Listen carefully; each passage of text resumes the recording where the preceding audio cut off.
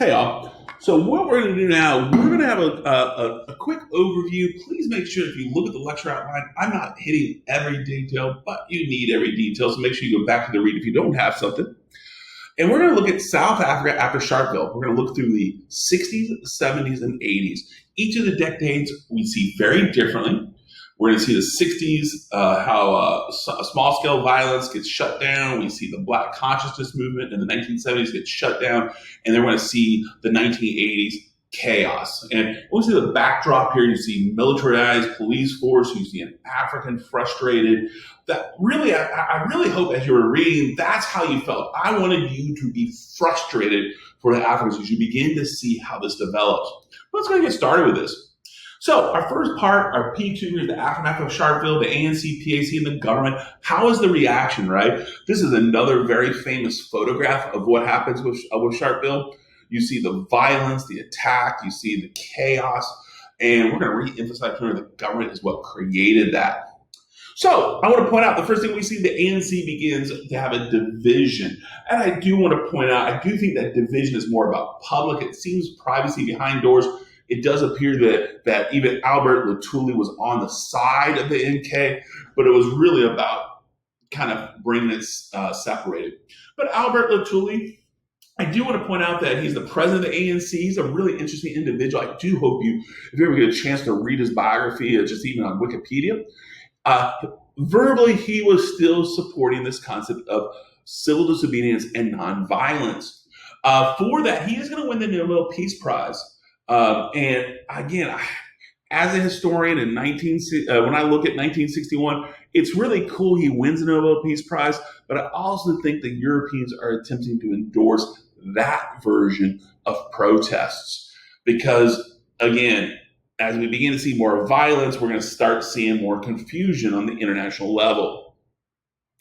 The MK, and please forgive me, I am never going to be able to say, or until I really learn how to say it, I have a difficult time saying the actual African word, but we're going to see this is considered the spear of the nation, and they're going to focus on small-scale sabotage. They are going to work with the South African Communist Party, and Nelson Mandela becomes the individual leader overseeing this. He is arrested early on before the Rivonia incident, and he will be in prison for that. But we'll see a little bit later about that. But again, the sabotage is going to be focused on economic and political infrastructure. The first event that we see is on December 16th, 1961. We see the sabotage of government buildings on this national holiday. Blood River is similar to the United States 4th of July. Remember, we talked a little bit about that. But because the government buildings had few people in it, they felt that it was a good place to kind of blow them up and cause them economic dishevel. The ANC and the MK were united privately, but publicly there were few connections. Albert Lutuli was never really identified as a collaborator with Nelson Mandela. The Pan-African Congress has a very different course. POCO, I know I'm not saying that wonderfully, but this is the movement, purity.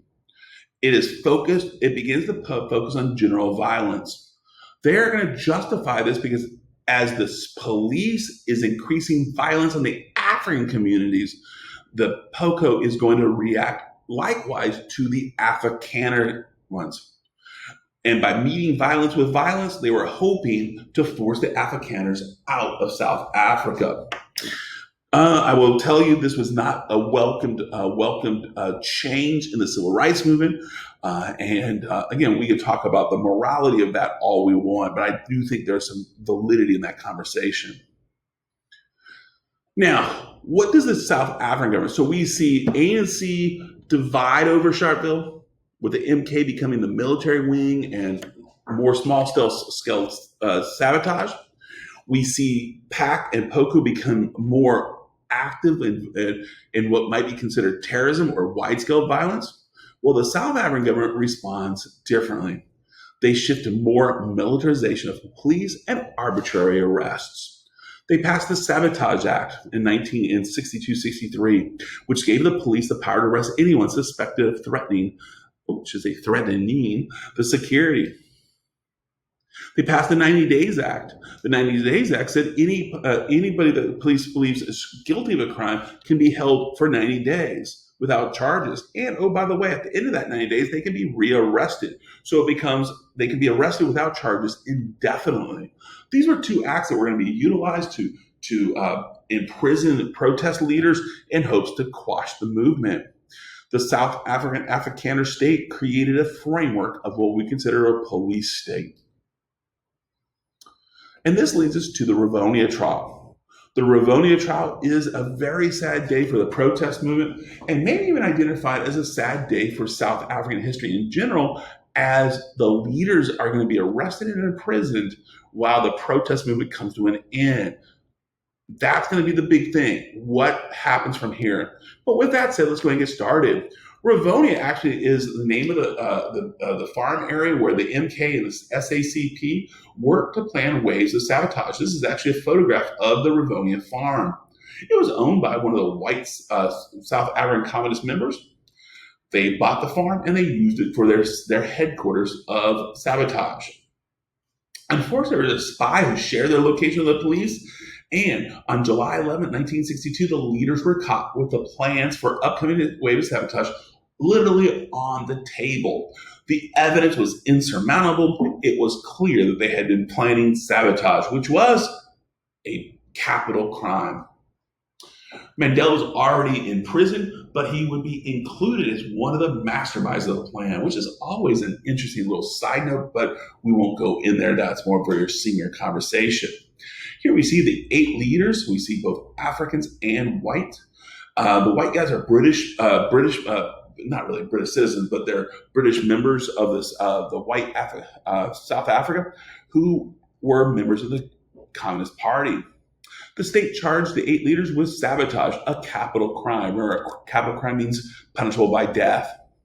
The evidence was clear that they were caught with the plans, so therefore they're going to be found guilty. Really nothing they can do about it. The trial was what we consider a show trial that was reported on by every major country in the world.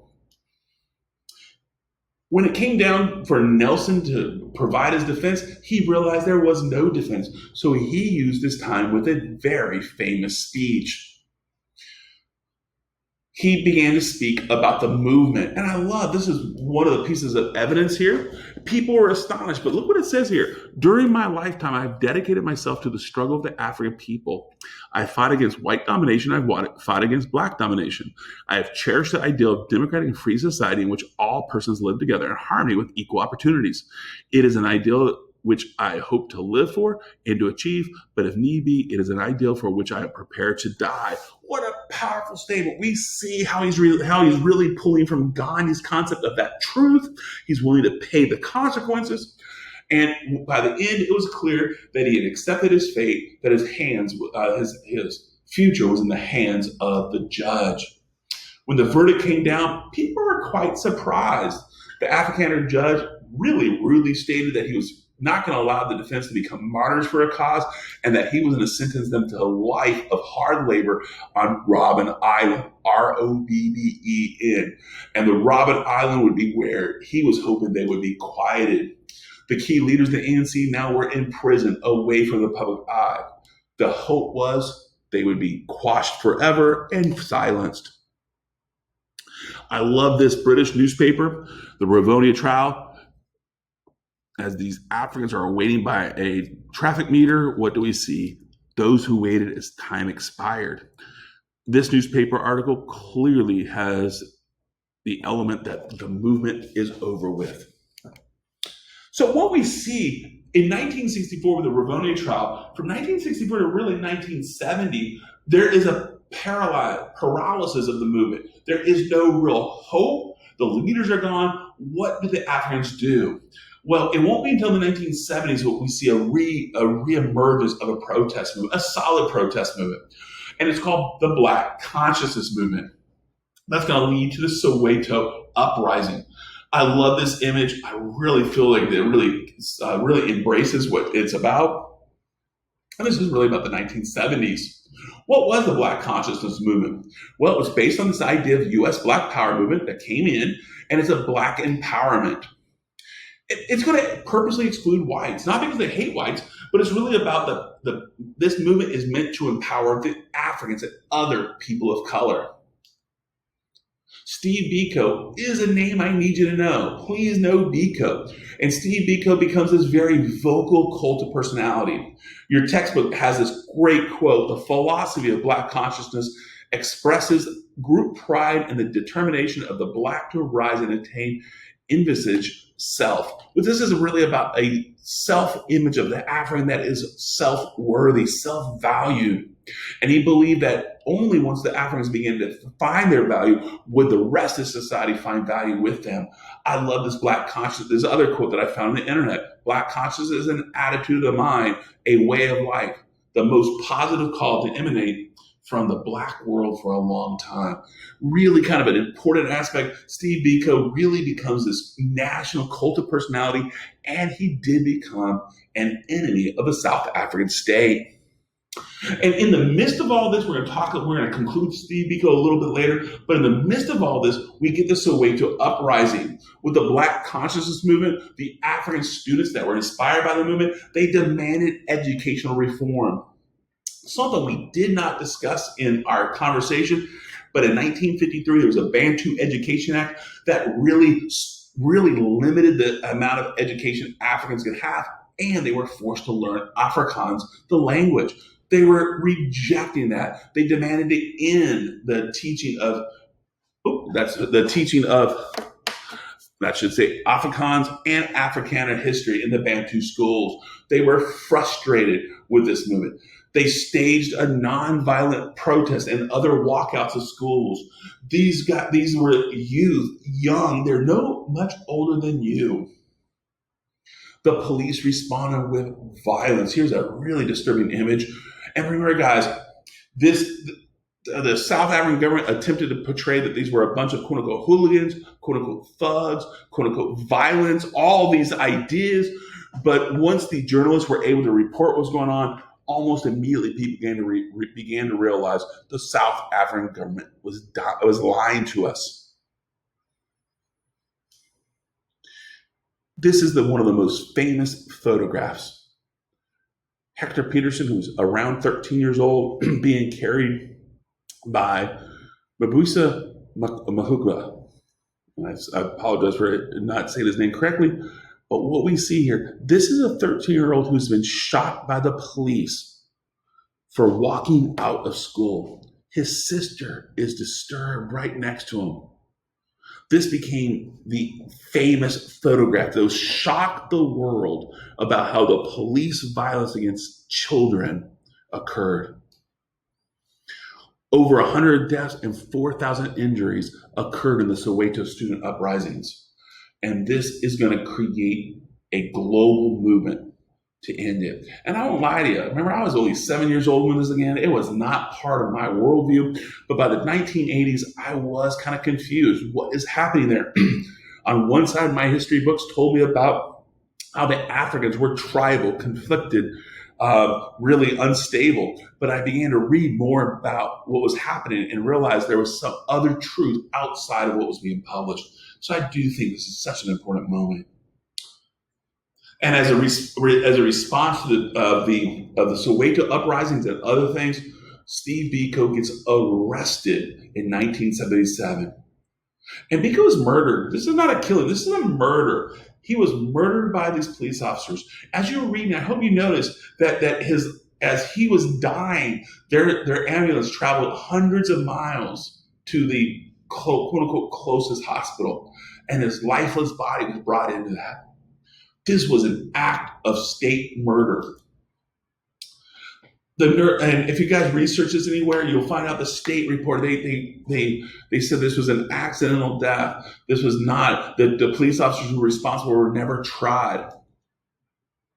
The civil rights movement was once again at this moment and closed out without a leader. I do think if I was to go back to college and study as a master's or a doctorate program, this would be a moment in time that I might want to study. I believe it's much more complex than what I'm presenting it. But with the death of Steve Biko, it really creates an atmosphere for more violence. Because again, this is another step of oppression. And as we transition to the 1980s, we see the beginning of the end of apartheid. It's going to be overextension, economic decline, and the rise of anti-apartheid violence. What I want to point out, something we haven't discussed at all, well, we did talk about this part. The first thing is the militarization of the police force became too costly as they're attempting to utilize police resources to dominate 80% of the population. It was really happening too much. And this area here, Southwest Africa, this actually goes all the way. This was a World War I mandate that was granted to the British at the outcome of World War I. Remember, we talked about the Middle Eastern ones. And this was supposed to become an independent state. Namibia, which is it's called today, but South Africa refused to relinquish it. So they're going to use their military to manage this area. So with this overwhelming need to militarize and protect South Africa and Southwest Africa, the South African government was becoming on the verge of bankruptcy. Especially throughout the 1980s, there were international sanctions that reduced funds. Even the United States, by 1986, passed an anti-apartheid law that froze South African resources that were in the United States. This was becoming more and more apparent that change was needed.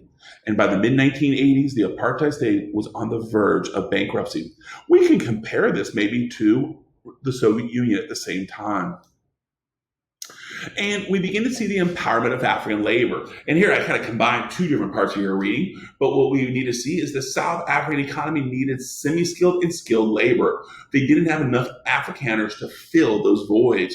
So they began to employ Africans and others to fill those positions, which means they're going to need to increase education and training for Africans. This violated that social Darwinist idea and eugenics that the Africans could not learn, and this begins to empower the African labor.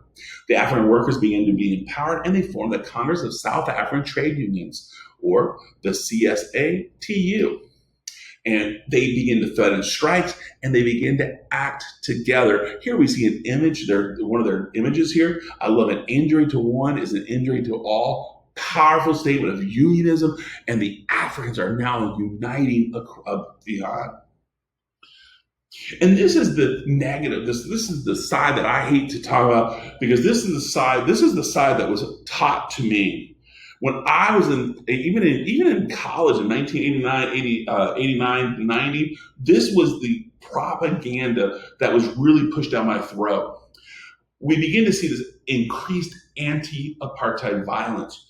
This image here is from a video you can watch on YouTube about how the African youth who had the lack of hope, progress, access to wealth, they lacked all this. They began to act out even more. There was a frustration and a hopelessness.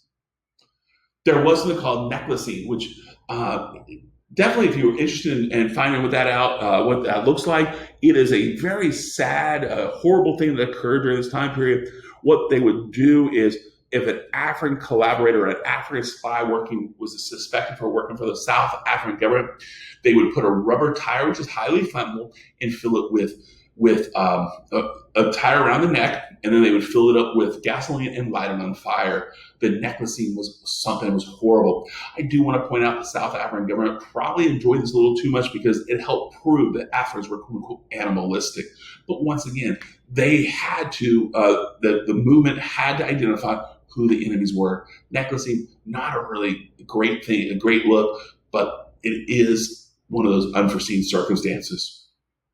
The ANC did shift to soft targets. They focus on bus stations. And what we're going to begin to see is what we would call terrorism. And that terrorism, again, was a shocking moment. These were shocking things. But once again, they felt it was the only way to respond to the state violence.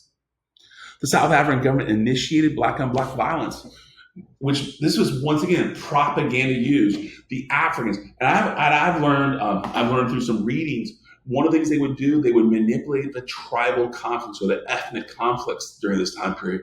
They would utilize spies to destabilize, and then they would encourage this different tribes to fight each other. And they would then record that on films. They would record that on different areas. They would bring it in, and the South African government would then utilize that to justify apartheid. Absolutely horrible. I do encourage you to check that out. Don't just listen to my 5 or 10 words. Go out and see through the internet kind of what that looks like. But throughout the 1980s, the increase of violence became a regular, shocking news story throughout the world. There was a sense of hopelessness for Africans, and they're going to react with violence because think about the passive resistance, the civil disobedience, the limited sabotage. All that did was entrench them in this apartheid, and now we see this irrational response. So to conclude the PowerPoint, by the mid-1980s, there was growing international pressure to end apartheid, even in the United States, and there's some interesting stuff there. The violence that we began to witness on both sides became very shocking. But the South African government was on the verge of bankruptcy, and those international sanctions were really forcing them to make some changes.